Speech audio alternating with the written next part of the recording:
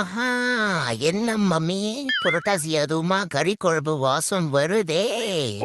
அட நீ வேற ஏன்டா சும்மா. இதே கத்திரிக்காய் குழம்பு தான், வாசனைக்காக மட்டன் மசாலா சேர்த்திருக்கேன். நமக்கு இருக்கிற பிரச்சனையில இந்த புரட்டாசி மாசம் வேற வந்து தொலைஞ்சிருக்கு. போன் பார்த்தா கண்ணு வலிக்குது, தூங்க போனா கொசு கடிக்குது, வெளிய போனா வெயில் அடிக்குது, வீட்டுல இருந்தா போர் அடிக்குது. ஒரு மனுஷனுக்கு வாழ்க்கையில பிரச்சனை வரலாம், ஆனா பிரச்சனையே வாழ்க்கைய வந்தா என்னதான் பண்றது? நாங்கள பார்த்தா தாண்டா காமெடியா இருப்பேன், கிட்டத்துல பார்த்தா டெரரா இருப்பேன்டா. டெரரா போங்க தம்பி, ஊருக்குள்ள போய் காட்டு பாருங்க.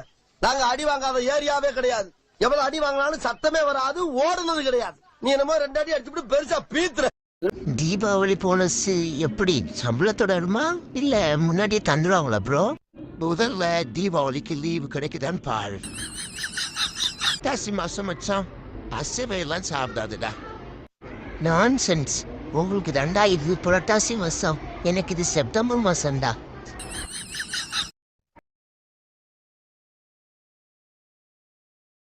போன வருஷமே அமைதிக்கான நோபல் பரிசு எனக்கு தர வேண்டியது. 2 தடவை சத்தம் போட்டு தும்மிட்டேங்க, அதனால எனக்கு கிடைக்கல. இந்த வருஷம் அது கிடைக்குதான்னு பாப்போம். ஐயோ, இவ்வளவு அழகா பிறந்துட்டியடா குமாரு. உனக்கு ஏத்த பொண்ணு இந்த ஊர்ல இருக்க மாட்டாரா? சத்தியமா வெளி ஊர்ல தான் பிறந்திருப்பா. வெளி ஊர் கூட கிடையாது, வெளிநாடு. பாஸ்போர்ட் எடுத்துட வேண்டியதுதான்.